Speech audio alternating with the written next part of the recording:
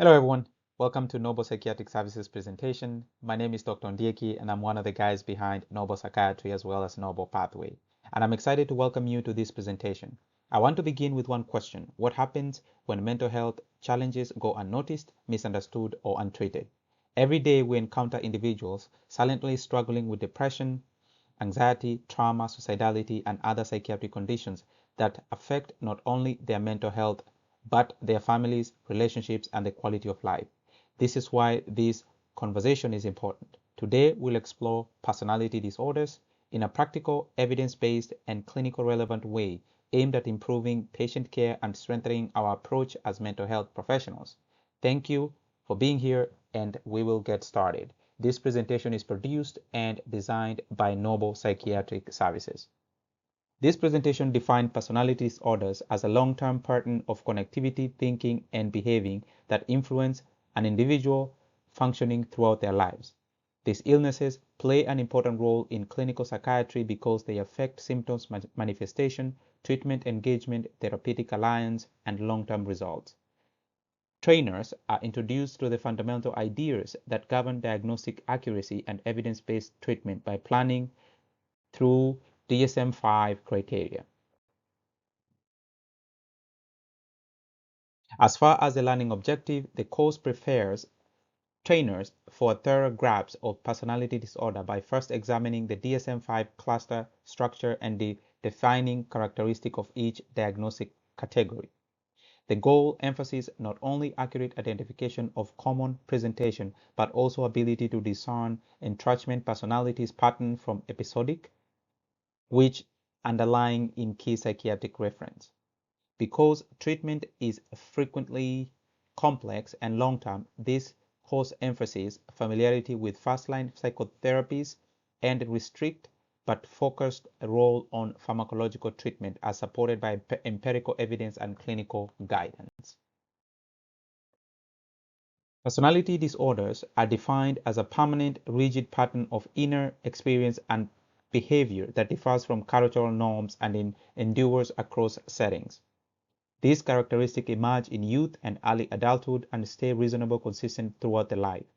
Trainers should be aware that the ego-syntonic aspect of these conditions frequently result in limited insight, hindering engagement in therapy. As summarized and the Kaplan and Sadok synopsis of psychiatry, this pattern of frequency contribute to chronic dysfunction, particularly in interpersonal, occupational domains, and necessitate a nuanced assessment to distinguish them from culturally normative behaviors on transient psychiatric symptoms.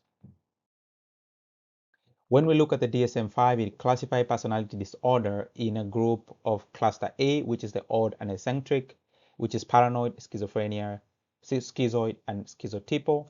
Cluster B, which is dramatic or erratic, antisocial, borderline, histrionic, and narcissistic. As far as cluster C, which is anxious, fearful, which is avoidant, dependent, and obsessive. We'll start with cluster A. Paranoid personality disorder is defined as a chronic pattern of mistrust, hypervigilance, and suspicion that usually appears in early adulthood and remains across situations.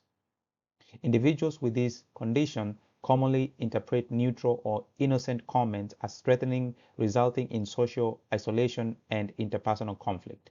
Unlike delusional disease or schizophrenic, the suspiciousness in paranoid personality disorder does not reach the level of fixed delusion or psychosis, as emphasized in psychiatric literature. Treatment is generally based on supportive or insight orientation psychotherapy offered in consistent, non-confrontational therapeutic environment. Schizoid personality disorder is distinguished by emotional detachment, reduced affect, and penchant for solitary pursuits. Individuals often have little interest in developing intimate relationships, and many look indifferent to praise or criticism. Although their interpersonal retreat is similar to avoidant personality disorder, schizoid characteristics emerge from a lack of desire for intimacy rather than a fear of rejection. According to the clinical sources, these patients frequently seek attention only when externally conditions such as familial pressure need evaluation. The treatment focuses on developing rapport improvement in social functioning, as well as fostering gradual interpersonal engagement. Schizotypal personality is characterized by eccentric behavior, strange beliefs, social anxiety, and cognitive perceptual distortion that are similar to schizophrenia but do not match all the criteria for psychotic illnesses. These people frequently interpret situations as having exceptional or mystical significance, and they have brief perceptual abnormalities. Although they may not have persistent hallucination or delusion, their characteristic can highly hinder functioning. According to the psychiatric research, schizotypal features exhibit genetic and phenomenological similarities with schizophrenia. Psychotherapy is the primary mode of treatment, with low-dose antipsychotic, usually one where psychotic symptoms appear.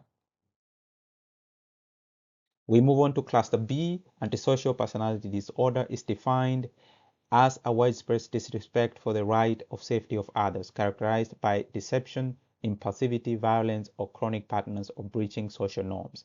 Clinically, individuals may exhibit superficial charm and manipulative behaviors while displaying minimal remorse for destructive activities. Evidence of conduct disorder before the age of 15 is required to distinguish this disorder. According to clinical research, treatment is difficult due to the limited insight and insufficient motivation for change, and the therapies focus on risk management, safety planning, and addressing comorbid substance use if it's in the picture. Personality disorder. Personality is characterized by extreme emotional instability, volatile relationship, impulsive behavior, self-harm, and persistent feeling of emptiness. This condition typically results in repetitive crises, a significant fear of abandonment, and difficulty sustaining stable therapeutic relationships. According to a current research, dialectical behavior therapy (DBT) is the most common effective technique as it improves organized skill, training for emotions regulation, interpersonal effectiveness, and a distress of tolerance.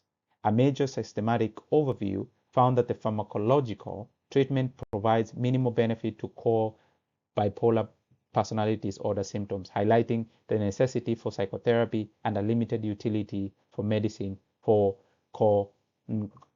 concomitant disorder. Histrionic and narcissistic personality disorders both include maladaptive interpersonal habit, but they present in different ways. Histrionic is distinguished by heightened emotionality, attention-seeking behavior, and rapid variation in expression, while frequently drive persons to rely extensively on external validation. In contrast, narcissistic is distinguished by grandiosity, entitlement, and a perceived desire for admiration, which frequently conceals underlying weakness. According to psychiatric literature, these conditions cause prolonged interpersonal conflict because of reduced empathy and unstable self-esteem. The treatment focuses on long-term psychotherapy, which helps people create more stable self-concept and healthier relationships pattern. We move on to cluster C. We start with avoidant personality disorder. It is characterized by widespread social restraint, increased sensitivity to criticism, and profound feeling of inadequacy. Unlike schizoid, people with avoidant want to connect with others but are afraid of being humiliated or rejected. This disorder has significant overlap with social anxiety disorder, and many individuals fit in both criteria. Cognitive behavioral therapy is usually useful in helping patients question dysfunctional ideas, practice progressive exposure, and gain interpersonal confidence.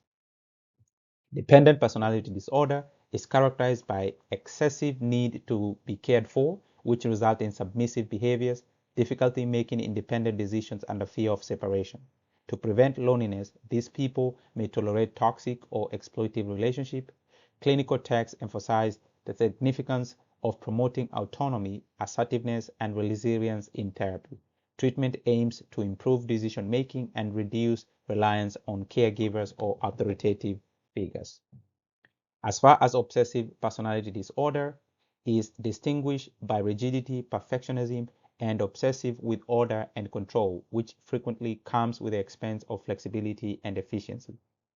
Unlike OCD, where behaviors are ego dystonic and motivated by intrinsic thoughts, OCPD features are ego systonic, which means that the people believe that their rigorous standards are correct or essential.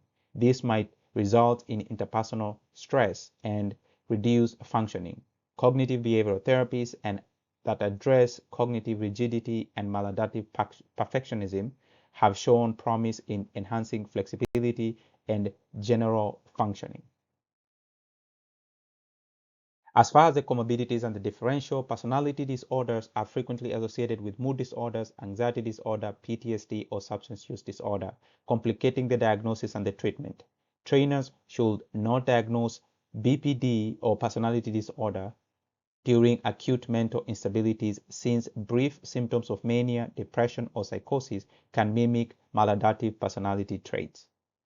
Additionally, as far as research is based, it indicates that routine screening laboratory tests rarely contribute to mental diagnosis and should be conducted based on the clinical grounds rather than a standardized admission. Differentiating long-term personality tendencies from episodic or culturally appropriate behavior is critical for diagnostic accuracy. And that concludes our presentation. Thank you for spending time to listening to this presentation. Hopefully you are able to gain something. Looking forward to seeing you on the next one. If you have any comment or questions, feel free to drop the questions on the comment, and we will see you on the next one. From Noble Psychiatry, we say see you on the next one.